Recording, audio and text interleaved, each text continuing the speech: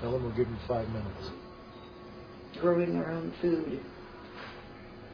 Created a system where we use fossil fuels to run away to major concerns of manufacturing.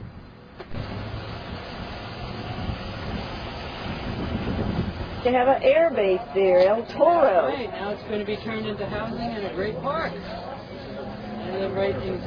It's important that we're here. It's important that we continue our resistance to ICBM testing. Someone asked me, well, why are we against ICBMs? ICBMs have one purpose and one purpose only. They are the delivery system for nuclear warheads. That's all they do. And as you know, nuclear warheads are designed to wipe out entire populations of people, whether they're women or children or men, whether people are in school at the time, whether they're at their desk at work at the time, whether they're picking the flowers. When a nuclear warhead drops on a city, it wipes them out indiscriminately, and that is evil. And therefore, the delivery system for those nuclear warheads are evil. And so, we are not in agreement with the mission of Vandenberg Air Force Base, which is to test those delivery systems and make sure they're up and running and doing what they're supposed to be doing. Bruce Gagnon. I work for the Global Network Against Weapons and Nuclear Power in Space, an international organization of about 145 affiliated groups from all over the world that are working to prevent the arms race from moving into space. As the U.S.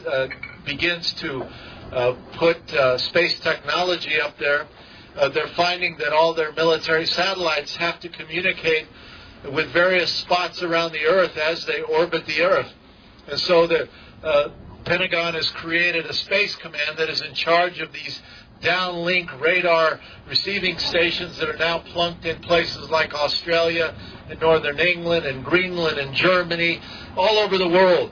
And so peace groups in these countries are saying, we don't want our country to be used as a base so the United States can create war in space. And so this is where the membership of the global network is coming from today. So as you protest in California against this manifestation here at Vandenberg of moving the arms race into space, you need to know that you're not alone and that you're connected in a web of international protest against Star Wars.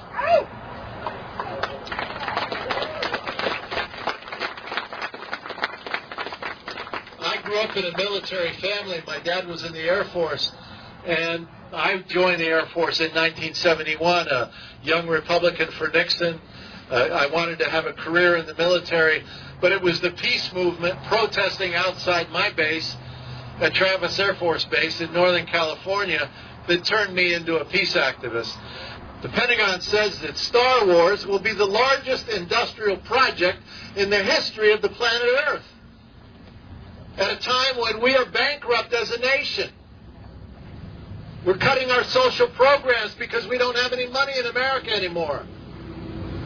And how are we going to pay for an arms race in space?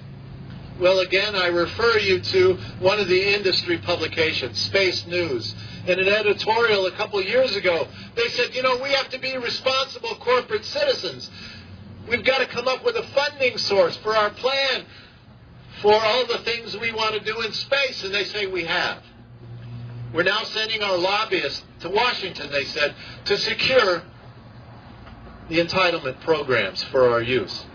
And in America, what officially are the entitlement programs? Social Security, Medicare, Medicaid, and what's left of the welfare program after Bill Clinton got through with it. These are the programs that the aerospace industry intends to defund so they can move the arms race into space. We have two trains on a collision course. One train is called Star Wars, and the other train is called social progress. And there's going to be a collision. Which one do you vote for? Social progress. If you want to end the arms race in space, you got to fight for social progress here on the earth today. All right. Han, Nebraska, just outside of Offutt Air Force Base, which is the home of STRATCOM, the Strategic Command. And after 9/11, STRATCOM, which for years was in charge of America's nuclear weapons, had their mission expanded. STRATCOM is now in charge of nuclear weapons, targeting and everything. They're now in charge of the NSA, the National Security Administration warrantless wiretapping program. They're now in charge of Star Wars. The Space Command and Vandenberg are now under STRATCOM. And they're in charge of preemptive first strike attack. The first strike attack on Iran is now being planned and war-gamed at STRATCOM. And so this year, we're going to meet there and try to shine a light on the work of STRATCOM and its related other bases like Vandenberg that come under their control. We have people coming from about 12 different countries that are part, again, of this network of people around the world that are fighting to stop this militarization and weaponization of space. In the end, friends, I think that until we deal with the fact that America is addicted to war and militarism, we will never end any of this madness. Like an entering Jerusalem on a donkey, and such a symbol of humility and peace and nonviolence. Mahatma Gandhi marching to the sea to pick up salt in the spirit of perfect nonviolence. Dorothy Day walking into Union Square, sitting down to break the air raid drills, the nuclear weapons drills, in the spirit of perfect nonviolence. Dr. King marching into Birmingham to break the segregation laws in the spirit of nonviolence.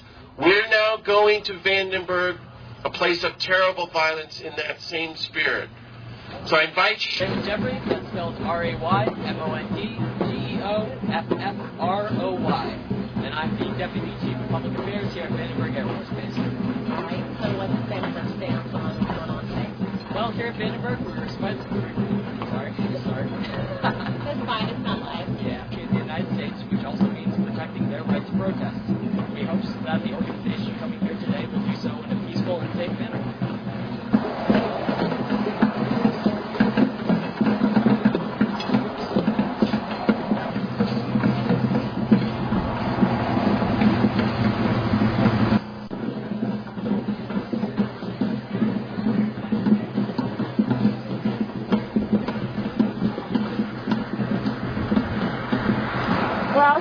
Vandenberg Air Force Base is where they test delivery systems for nuclear warheads. How many people have been killed and made to suffer because of explosions of nuclear warheads? All the people in Hiroshima, all the people in Nagasaki, the people in the Bikini Islands, the downwinders in Nevada. Many, many people have been killed because of our nuclear program, and this facility tests the delivery systems for our nuclear warheads. What happens when we use a nuclear warhead? People die.